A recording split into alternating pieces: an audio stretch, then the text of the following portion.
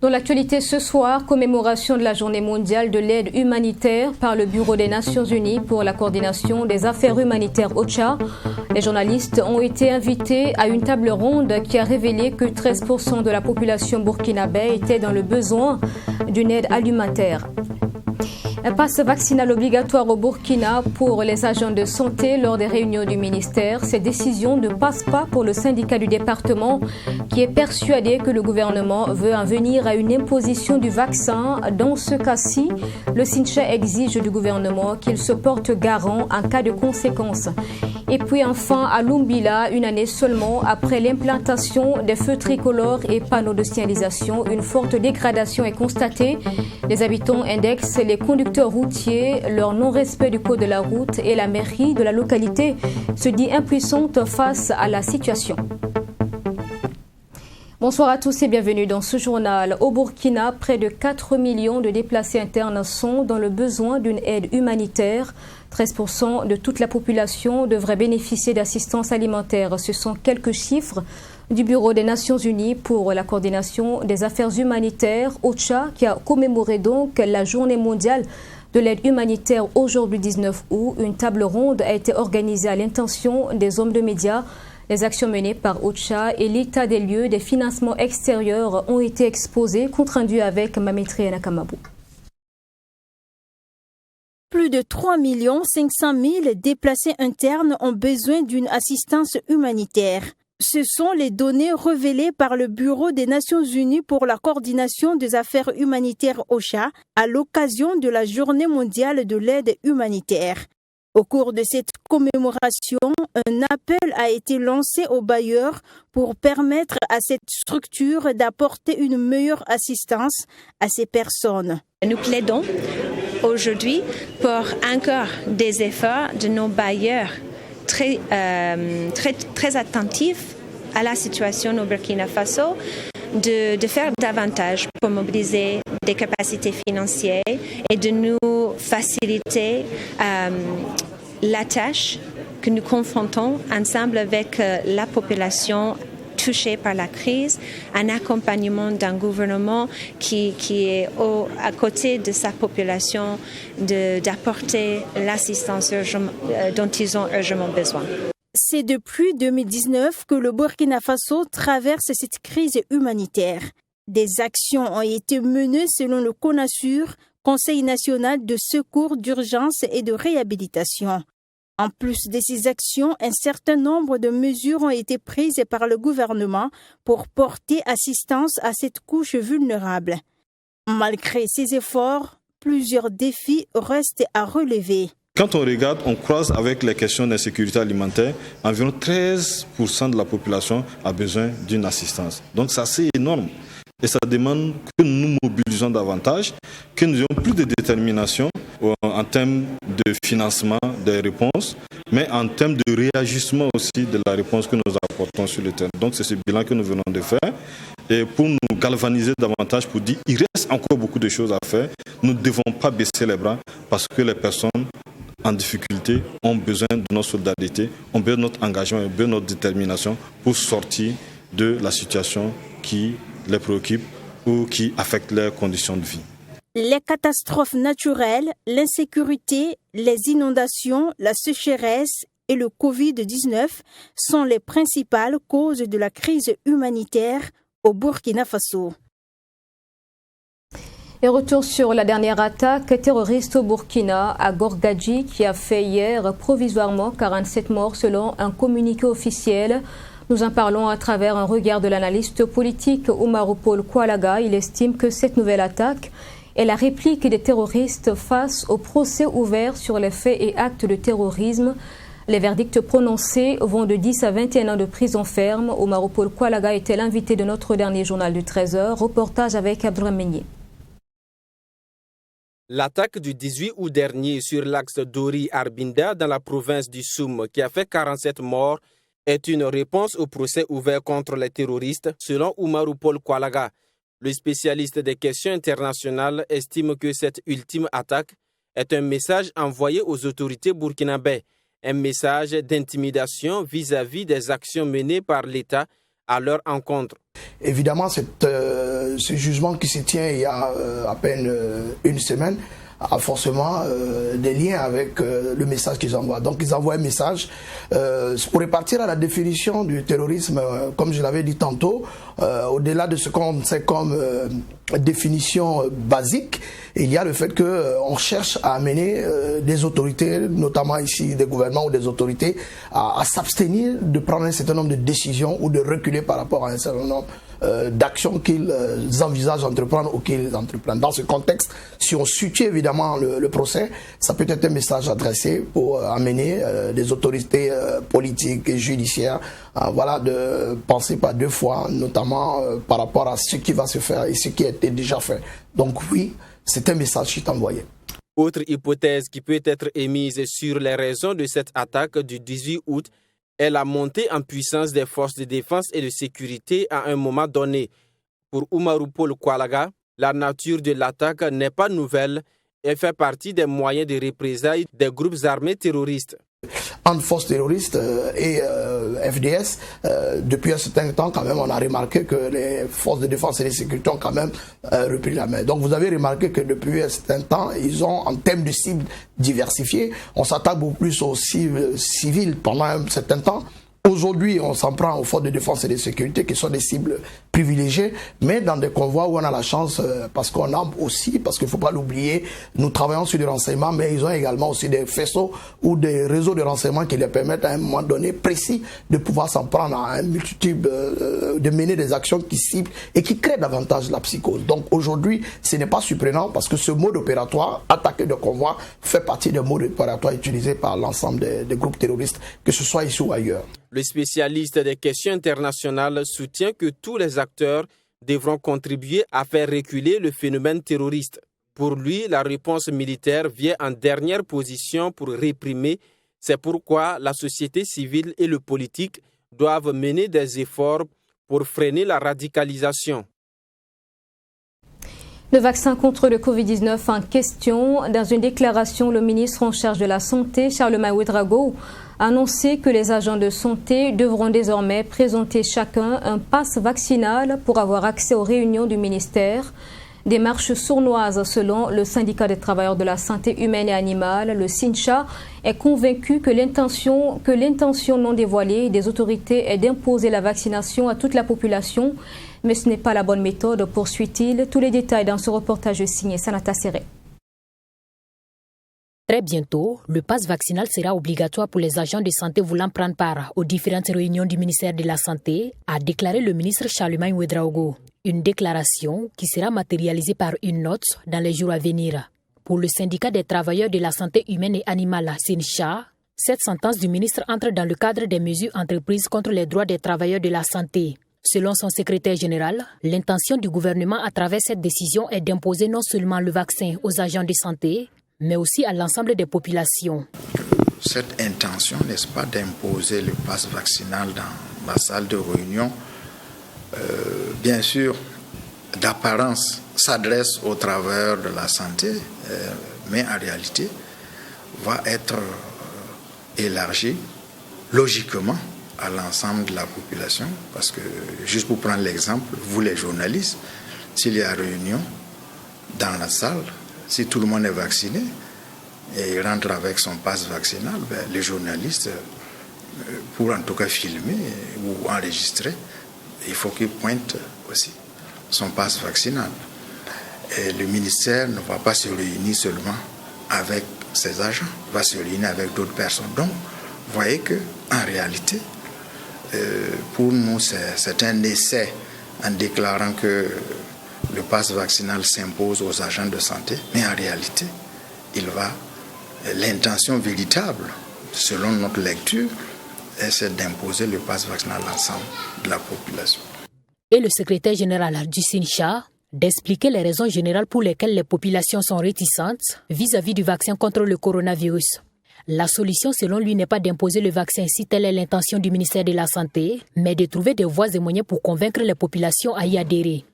Le SINCHA n'est pas en train de dire qu'il est opposé à la lutte contre le Covid et même contre l'utilisation de vaccins pour éradiquer le Covid. Nous sommes en train de dire que la technologie nouvelle qui a été utilisée pour fabriquer les vaccins contre le Covid a créé beaucoup de controverses, même dans les milieux scientifiques. Les fabricants de vaccins, même, en tout cas, sont en train de continuer les recherches pour maîtriser les effets de ce vaccin sur l'organisme humain. C'est incontestable. Et c'est cela qui justifie la réticence donc des citoyens, y compris aussi les Burkinabés. Quant à la note concernant le pass vaccinal obligatoire qui sera bientôt rendu public, le SYNCHA souhaite qu'elle soit assortie d'un engagement de l'État à se porter garant au cas où il y aurait des conséquences graves. Du reste, le syndicat attend du gouvernement des explications claires sur le variant du Covid présent au Burkina Faso et le choix des différents vaccins pour lutter contre la maladie. Partenariat pour un gouvernement ouvert PGO, la deuxième phase exécutée à 80% laisse place à la troisième dont le processus de co-création a été lancé ce matin. Les acteurs impliqués dans le partenariat, l'administration, les membres de l'administration publique, les représentants de la société civile étaient réunis pour l'occasion.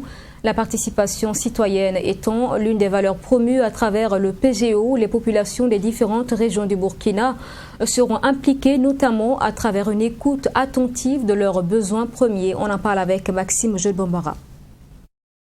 Après l'adoption et la mise en œuvre des 2 premiers plans d'action entrant dans le cadre du partenariat pour un gouvernement ouvert, les acteurs sont une fois de plus réunis pour l'élaboration du 3e plan d'action national 2021-2023.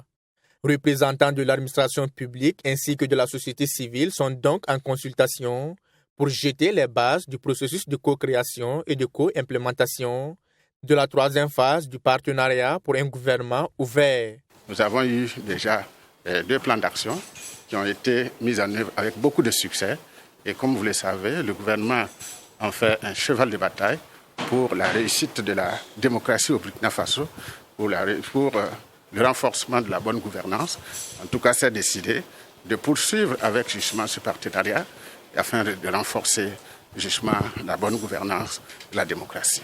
Ce qui est attendu, c'est une participation effective aux échanges, afin que ce qui va ressortir de cette rencontre-là puisse réellement nous permettre d'avoir un plan d'action conséquent, un plan d'action assez solide, un plan d'action qui sera défendu auprès des partenaires afin que nous puissions avoir les moyens nécessaires et les mettre en œuvre pour renforcer notre démocratie et renforcer notre bonne gouvernance. Selon le secrétaire permanent de la modernisation de l'administration et de la bonne gouvernance, la mise en œuvre du dernier plan d'action 2019-2021 a été satisfaisante, le taux de mise en œuvre étant estimé à plus de 80%. Sur 11 engagements, nous avons entièrement mis en œuvre 5 engagements et les 6 autres engagements ont été mis en œuvre de façon substantielle. Quelques exemples d'engagements, nous avons par exemple mis en place ce qu'on appelle un système de recueil, de traitement et de gestion des plaintes des usagers. Nous avons fait la promotion de la participation citoyenne à travers la promotion des édicts, donc la redevabilité au niveau des communes, dans toutes les communes du Burkina. Nous avons également pu mettre ce qu'on appelle en place le civisme fiscal.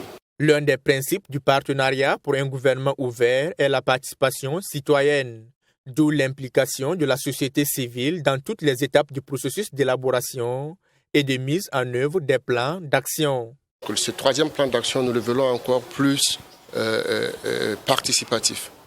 Ça veut dire qu'au niveau de la société civile, notre rôle est de faire en sorte que personne ne soit laissé derrière, que la voix de tout le monde soit entendue. Donc c'est pourquoi nous travaillons dans la mobilisation des acteurs au niveau de Ouagadougou, mais aussi au niveau des régions et des provinces, pour qu'ils puissent dire mots et que le gouvernement puisse prendre en compte leurs mots. Après l'étape du centre, les acteurs entendent sillonner les 12 autres régions du Burkina Faso pour recueillir les attentes et les besoins des populations en vue de l'élaboration d'un plan d'action qui sera soumis au gouvernement. Et nous parlons de cette question du siècle, développement socio-économique et politique de la femme. L'association Monde Rural, qui est engagée sur ce plan, a lancé ce matin son projet dénommé « Valorisation des opinions des femmes leaders marginalisées à travers l'expression écrite et numérique pour un gouvernement ouvert ». La démarche de l'association a en effet pour but de susciter l'action et la prise de décision chez les femmes urbaines et celles rurales également du Kadiogo, et ce notamment à travers des séances de coaching et de formation. On en parle avec Samira Ouedraogo. Nombreuses sont les femmes leaders et jeunes filles marginalisées dans nos sociétés, selon la coordonnatrice provinciale de l'association Monde Rural. Et c'est pour pallier cette difficulté que le projet de valorisation des opinions des femmes leaders marginalisées a vu le jour. Une initiative portée par l'association Monde Rural, AMR, avec pour objectif de valoriser ces femmes qui, pour la plupart, sont méconnues du grand public. L'objectif de ce projet, c'est de pouvoir renforcer la visibilité et de mettre en exergue certaines femmes leaders qui sont marginalisées et méconnues du public, qui sont dans leur communauté. Alors, à travers ce projet, nous allons renforcer les compétences de ces femmes en coaching individuel et également à l'utilisation des données sur les réseaux sociaux. Et également, dans le cadre de ce projet, nous allons élaborer et monter également des mini-sketchs sur la position des femmes, des mini-sketchs qui seront diffusés à travers les différents réseaux sociaux. Le projet de valorisation des opinions des femmes leaders marginalisées à travers l'expression écrite et numérique pour un gouvernement ouvert concerne la majeure partie des communes de la province du Kadiogo avec un budget de 6 millions de francs CFA pour une durée de 6 mois. L'AMR dit compter sur la collaboration des autorités communales pour mieux interagir avec les femmes concernées. Ce projet est mis en œuvre dans toute la province du Kadiogo et parlant de gouvernement ouvert, nous ne pouvons le faire sans les collectivités territoriales. Donc, à travers leur participation, ils vont nous accompagner dans l'identification des femmes leaders au sein de leur communauté et également dans le processus d'accompagnement pour la prise de rôle de ces femmes-là au sein de leur communauté. L'identification des femmes leaders marginalisées se base sur 2 critères, dont le leadership, a laissé entendre la coordonnatrice provinciale de l'association Monde Rural. Les critères de sélection, c'est le leadership, je dirais, de ces femmes au sein de leur communauté et aussi, je dirais, le caractère un peu marginalisé aussi de ces femmes que nous prendrons en compte. Monde Rural est une association à but non lucratif créée en 1996. Elle a pour objectif de contribuer à l'amélioration des conditions d'existence des populations et de leur milieu de vie. Je vous en parlais en titre. Dans la commune rurale de Lumbila, les panneaux de signalisation et les feux tricolores sur le tronçon de la route nationale numéro 4 sont déjà en mauvais état.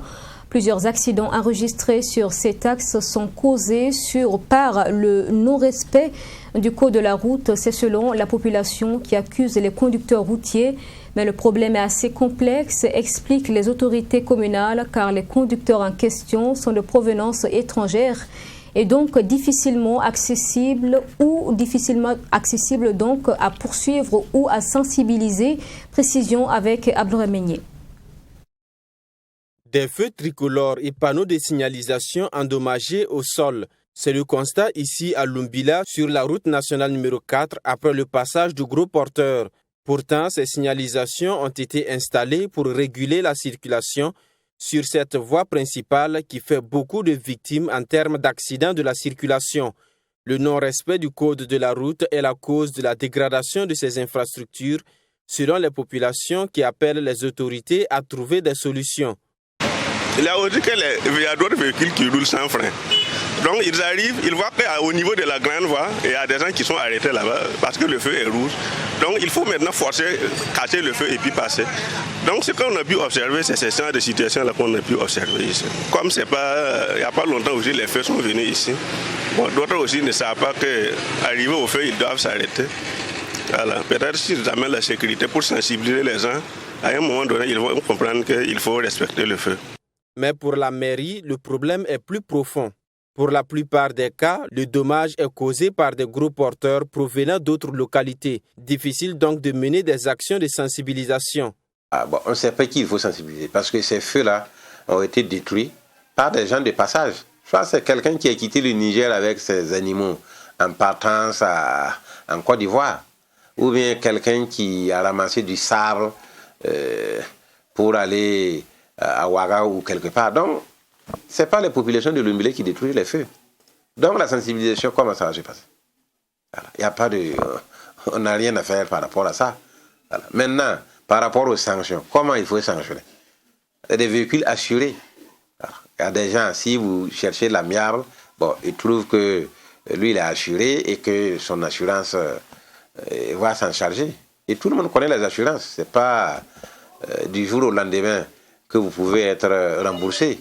Les conducteurs de ces camions accusent l'étroitesse de la voie. Un argument réfuté par le secrétaire général de la mairie de Lumbila qui relève le mauvais comportement sur la route. Soit c'est dû à des surcharges parce que la plus grande majorité, ce sont soit des cortèges, soit ceux qui ramassent les animaux pour aller en Côte d'Ivoire, soit ceux les transporteurs qui transportent des motos qui débordent la route, et soit souvent des accidents. Voilà, deux véhicules qui font un accident et l'autre part tomber sur le feu. Sur un total de 5 carrefours disposant de feux dans la commune de Lumbila, seulement un n'a pas encore été dégradé. Face à la situation qui est devenue plus que préoccupante, le conseil municipal entend prendre des mesures appropriées pour préserver les installations et garantir la sécurité routière dans la commune. Alors, mais on peut dire aussi que la cause de ces accidents, c'est aussi lié à la position des feux. Alors, ça veut dire que les feux que nous avons mis, en tout cas pour les gros porteurs, sont en tout cas tout juste au niveau même des bordures. Donc, tous ceux qui ont des charges qui débordent, alors de passage, ils accrochent ça et puis voilà, c'est parti. Voilà, mais sur l'instruction du maire, le conseil municipal en tout cas a pris en tout cas l'engagement d'enlever ces feux-là et les mettre en tout cas carrément hors de la chaussée, et au niveau de la droite carrément à la descente pour que ça soit un peu plus ouvert pour permettre facilement le passage.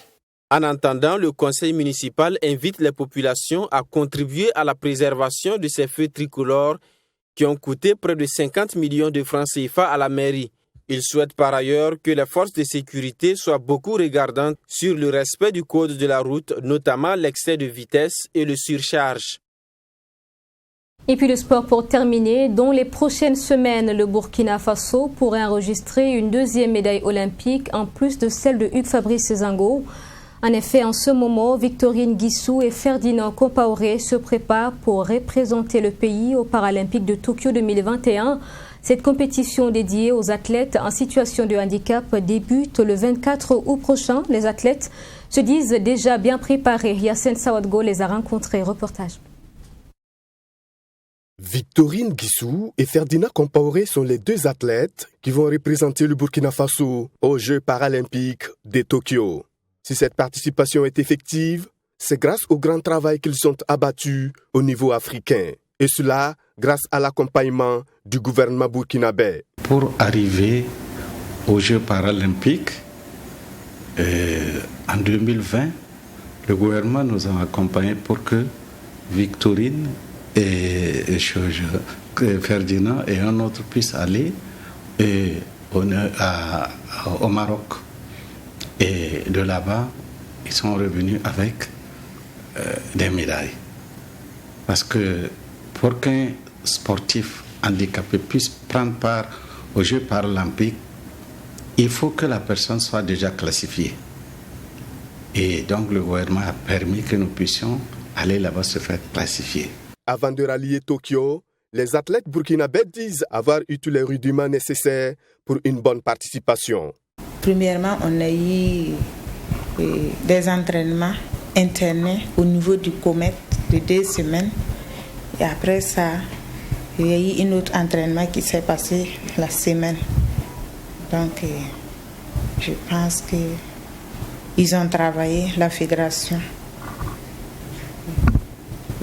pour vraiment nous accompagner. Nous sommes bien préparés. C'est comme le président et puis la grande sœur Victoire a déjà dit. On est bien préparés. On était à s'entraîner 2 semaines à Comète et puis bon, aussi la semaine passée aussi on était à l'entraînement à l'IMZEPS, donc je peux dire qu'on s'est bien préparé. Tout ce qui est billets d'avion, tout ce qui est... on a déjà même les procurations de la Chine. Je pense que, en tout cas, tout est bien prêt. Le président de la Fédération burkinabé des sports pour personnes handicapées se réjouit de la place de choix accordée au sport pour personnes handicapées. Au niveau sport, en tout cas, je pense que petit à petit, les gens vont commencer à comprendre, avec les médias, avec tout ce que vous faites comme reportage, qu'il y a des personnes handicapées qui font le sport, qui puissent amener des médailles et qui peuvent représenter valablement notre pays. Et je sais que ce ministre a fait le grand pas. Parce que si une autorité ne vient pas, les autres se disent, mais ouf, ces gens-là, qu'est-ce qu'ils peuvent faire? Il y a une considération par rapport aux années passées. Parce qu'aux années passées, au niveau des championnats, nous partons, c'est la fédération et les athlètes. Bon, personne ne vient nous rendre visite et ça n'encourage pas la fédération et ni les athlètes. Et je vois que cette fois-ci, beaucoup de gens nous encouragent. Je ne sais pas, c'est la méconnaissance du sport des personnes handicapées ou bien, bon, je ne sais pas, c'est une manque de considération, excusez-moi de ces mots. La pratique du sport chez les handicapés est très importante. Mieux, il leur permet de se valoriser. Le handicap pour nous n'est pas une fatalité. C'est un état d'esprit, c'est un état de comportement et c'est comment faire pour s'intégrer dans la société. Et le sport a beaucoup de vertus. C'est ça qui incarne la personne. Parce que quand nous voyons nos athlètes compétir là, mais ils se sentent valorisés, ils se sentent compris, ils se disent que nous aussi nous pouvons faire comme les autres. Et nous avons besoin qu'on nous considère comme les autres. Et c'est ça toujours leur cri de cœur. Et Victorine Guissou décrachait toute la vérité, puisqu'elle estime que le handicapé doit avoir le même traitement que le valide. Je pense que tout ce que les valides font comme sport, les personnes handicapées aussi peuvent le faire. Voilà, nous qui sommes ici aujourd'hui, on ne s'est pas levé brusquement pour aller compétir au Japon. Ça a été passé par des compétitions et on a été sélectionné pour cette compétition. Voilà. Ferdinand Compaoré sollicite l'accompagnement de tous, mais il demande aussi plus de considération. On souhaite leur encouragement moral, financier et autres. Voilà, de nous considérer aussi comme les valides parce que nous ne voyons pas, ou bien bon, nous sommes handicapés, c'est vrai, mais nous aussi, nous sommes comme les valides. On peut faire aussi ce que les valides font. Nous aussi, on peut faire ça, et même pas plus que ça. À entendre le président de la Fédération burkinabé des sports pour personnes handicapées, les athlètes ne comptent pas y faire de la figuration à ces Jeux paralympiques de Tokyo. Nous, ce que nous voulons, c'est une participation honorable. Parce que le chemin parcouru n'est pas long. Le chemin qu'ils ont parcouru, ce n'est pas le chemin de U. Et la haute compétition a des exigences. On ne peut pas avoir des médailles comme ça. Ça ne s'invente pas, c'est le travail. C'est la durée même dans le travail. Vraiment, ce que moi, je veux, et puis bon, ce que tout le monde veut, bon, c'est être premier ou deuxième. Et médaille d'or ou médaille d'argent. C'est ce que je visionne pour remporter pour le Burkina. Les Jeux paralympiques débutent le 24 août prochain à Tokyo, au Japon, après celui des Jeux olympiques où le Burkina Faso a occupé la 3e place en triple saut avec une médaille en bronze de Hugues Fabrice Zango. À ces Jeux paralympiques de Tokyo, Victorine Guissou, handicapée physique, est engagée au lancer de javelot et au lancer de poids. Quant à Ferdinand Compaoré, lui défendra les couleurs nationales aux 100 mètres plats et 1500 mètres en endurance. Les représentants burkinabés à ces Jeux quittent Ouagadougou ce jeudi 19 août 2021. Bonne chance donc aux athlètes et vivement de nouvelles médailles olympiques pour le Burkina. C'est la fin de ce journal. Merci de l'avoir suivi. Je vous souhaite une excellente suite à notre compagnie. Bonsoir, à demain 20h.